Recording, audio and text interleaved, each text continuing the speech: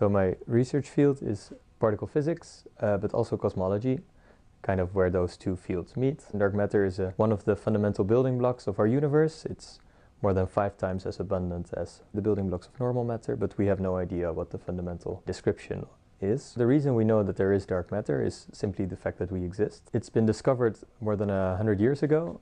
It's responsible for sourcing a lot of the gravitational force in our universe. But the problem is that unlike normal matter, which reflects and emits light, dark matter does not. So we see the stars and we can calculate how much mass there should be, but then there's all this extra mass that does not emit any light, and that's what we call the dark matter. Specifically, I looked at production mechanisms in the early universe.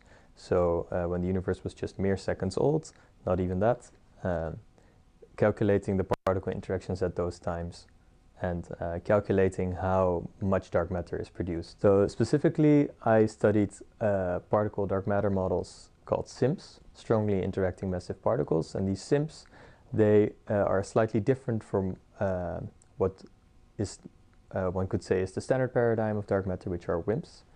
And the reason for that is that SIMPs, the interactions work slightly differently. Instead of normal 2-to-2 interactions, or interactions where you have 4 particles, 2 initial state and 2 final state particles, with SIMPs you have a bit more. You have 3 in the initial state and 2 in the final state. That changes things quite a bit in the early universe. Specifically, you need stronger interactions. You get different masses, but most importantly, you don't have any interaction with the standard model. So it's especially hard to observe these particles in detectors. That's what made them interesting. And that's also why my thesis is called Hiding in the Dark, because you can hide the dark particles in a dark sector without any coupling to the standard model. That's one of the 2 models that I researched. The other one is an atomic dark matter model in which the dark matter resembles normal atoms, but they are slightly different. So atoms are bound states between a nucleus and an electron cloud around it, and we studied the phenomenology of such an atomic dark matter model. So obviously a nice conclusion would have been is we have found the fundamental theory of dark matter, but unfortunately we have not, or at least I shouldn't say that. We have come up with models that could be the theory describing dark matter. Unfortunately, as long as there's no signals in detectors worldwide, we can pose all kinds of theories. We cannot really distinguish one or the other.